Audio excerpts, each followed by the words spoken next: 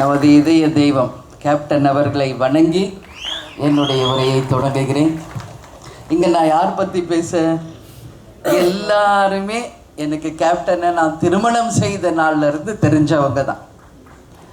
நீங்கள் சொன்னீங்க அலெக்சாண்டர்னு, இவர் பிறந்ததுலேருந்து எனக்கு தெரியும். சின்ன குழந்தையா இருந்ததுலேருந்து இவன் எனக்கு தெரியும். Ilaiyaraaja sir and Jeeva aunty ரொம்ப ரொம்ப க்ளோஸ் டு ஹார்ட் எங்களுக்கும், எனக்கும் கேப்டனுக்கும். இது பல பேருக்கு தெரியாது. நான் பல இன்டர்வியூவில் நான் சொல்லியிருக்கேன். சினி இண்டஸ்ட்ரியில் எனக்கு ஃபியூ ஃப்ரெண்ட்ஸு தான். அதில் மிக மிக இம்பார்ட்டண்ட்டான ஃப்ரெண்ட் ஜீவா ஆண்டி தான். என்னோட inspiration, friend, close to heart. அப்போல்லாம் கேப்டனுடைய படங்கள், எல்லாருடைய படங்களும் ரிலீஸ் ஆகும்.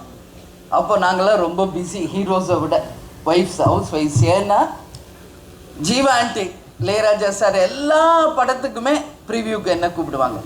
கேப்டன் சார் ப்ரிவியூனா நான் என் ஃப்ரெண்ட்ஸ் எல்லாரையும் நான் கூப்பிடுவேன். அந்த மாதிரி ஒரு பொங்கல், தீபாவளி அப்படின்னா என் தம்பி சுதீஷ் அண்ட் ஜோதி இங்கே இருக்காங்க. ஸோ எவ்வளோ ஒரு இம்பார்ட்டண்ட் அந்த டேஸ், கோல்டன் டேஸ் அப்படிங்கிறத நான் யோசித்து பார்க்குறேன்.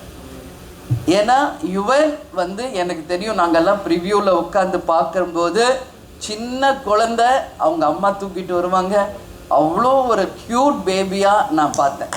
இன்னைக்கு வளர்ந்து இன்னைக்கு என் பக்கத்தில் பிரபாஸ், ஷம்மு இங்கே நிற்கிறாங்கன்னா அதே தான் எனக்கு யுவனும் கூட. சரியா? ஏன்னா நான் ராஜா சார் ஃபேமிலியோட அவ்வளோ ஒரு க்ளோஸ். எதுவாக இருந்தாலும் நான் மனசு விட்டு பேசுவேன் ஆன்ட்டிக்கிட்ட.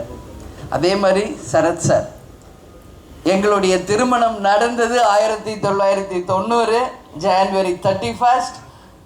அப்போ தான் புலன் விசாரணை படம் ரிலீஸ் ஆகுது. சார் கேப்டனோட நடித்து அந்த படம் பிளாக் பஸ்டர் ஹிட். அப்படிங்கிறதுலேருந்து இன்னைக்கு வரைக்கும் கேப்டனுக்கும் சரத் சாருக்குமான அந்த பாண்டிங், அந்த நட்பு மிகப்பெரிய அளவில், எவ்வளோ பிரச்சனைகள் இருந்தாலும் மிகப்பெரிய அளவில் இன்றைக்கும் ஸ்ட்ராங்காக நிற்குது. கேப்டன் நடிகர் சங்க தலைவராக இருந்தப்போ ரைட் அண்ட் லெஃப்டாக சரத் சாரும் நெப்போலியன் சாரும் அப்படியே நிற்பாங்க கேப்டன் கூட. எல்லாமே ஒவ்வொரு நிமிஷம் நம்ம பழசை நினச்சா ஒன்றுமே கோல்டன் டேஸ் தான். அதே மாதிரி தான் பொன்ராம் சார், அவருடைய திரைப்படங்களை பார்த்தாவே அவ்வளோ காமெடியாக இருக்கும். எங்கள் அம்மா அவருடைய மிகப்பெரிய ஃபேன். இதை பல முறை அவருக்கு நான் சொல்லியிருக்கேன். வருத்தப்படாத வாலிபர் சங்கத்தில் அந்த ஊதா கலர் ரிப்பன் சாங்கை பார்த்தா எங்கள் அம்மா எந்திரிச்சு உட்காந்து பார்ப்பாங்க, படுத்திருந்தா கூட. ஸோ அந்த அளவு அவங்களுக்கு பிடிச்ச படம் முகேஷ். முகேஷ் ஃபஸ்ட்டு இந்த படத்தில் ப்ரொடியூசராக வந்திருக்காரு. அதுக்கு முன்னாடி சண்முக பாண்டியனுடைய முதல் ப்ரொடியூசர் என்னுடைய பிரதர் எல்கே சுதீஷ். அவரை நான் இப்போ ஸ்டேஜுக்கு வரணும்னு சொல்லி கூப்பிட்றேன். ஏன்னா சுதீஷ்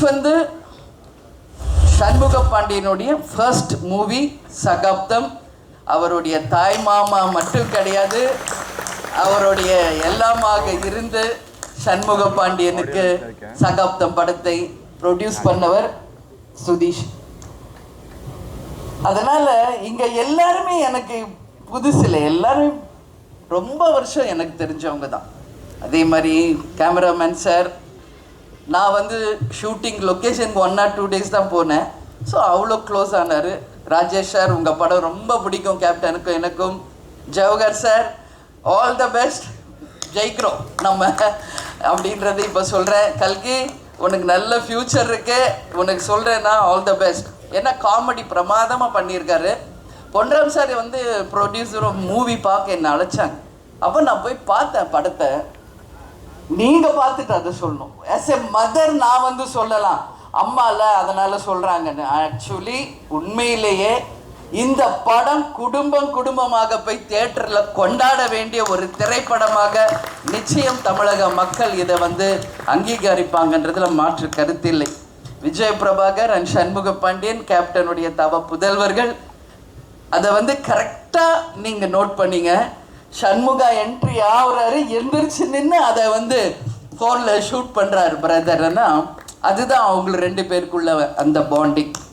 ஸோ அண்ணனுக்கு தம்பியும் தம்பிக்கு அண்ணனும் எப்பவுமே ஒன்றா தான் இருப்பாங்க.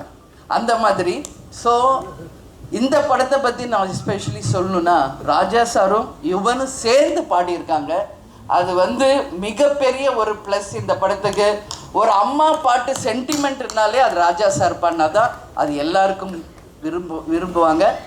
அந்த பாட்டு யுவனும் ராஜா சாரும் இணைந்து பாடியிருக்காங்க. நான் வந்து யுவன் கிட்ட இப்போ கூட அங்கே ரூமில் மீட் பண்ணுறப்ப சொன்னேன், யுவன் இப்போ இங்கே இருக்கிறது இல்லை, அவர் துபாய் ரொம்ப பிஸியாக இருக்கார். ஸோ நம்ம வந்து டைரெக்டாக பார்க்க முடியல. அதனால் இப்போ தான் நான் யுவன் பார்த்தேன். அப்போ சொன்னேன், யுவன் எக்ஸ்ட்ரானரி, நீங்கள் மியூசிக்கும் பண்ணியிருக்கீங்க, பேக்ரவுண்ட் மியூசிக்கும் பிரமாதமாக இருக்குது, ரொம்ப ரொம்ப நல்லா பண்ணியிருக்கம்மா அப்படின்னு மனசார நான் யுவனை பாராட்டினேன். அதே மாதிரி தான் சரத் சார், உண்மையான மாமா எங்கே நிற்கிறாரு. ஆனால் படத்தில் மாமாவும் மச்சானும் நீங்கள் பண்ண லூட்டியை பார்த்தா உண்மையிலேயே நான் அப்படி சிரித்தேன். அந்த படத்தை பார்த்து பயங்கரமான கெமிஸ்ட்ரி ரெண்டு பேருக்குமே ஒர்க் அவுட் ஆகிருக்கு. எக்ஸ்ட்ரானரியாக ரெண்டு பேருமே ஹார்ட் ஒர்க் பண்ணியிருக்கீங்க. துப்பாக்கியை பிடிங்க பாண்டி அண்ட் சொல்கிறதுலேயே தெரியும் அந்த அளவு ஒரு பாண்டிங் அவங்களுக்குள்ள.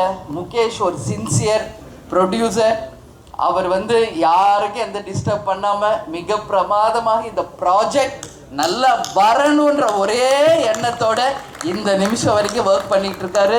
Mukesh, all the best.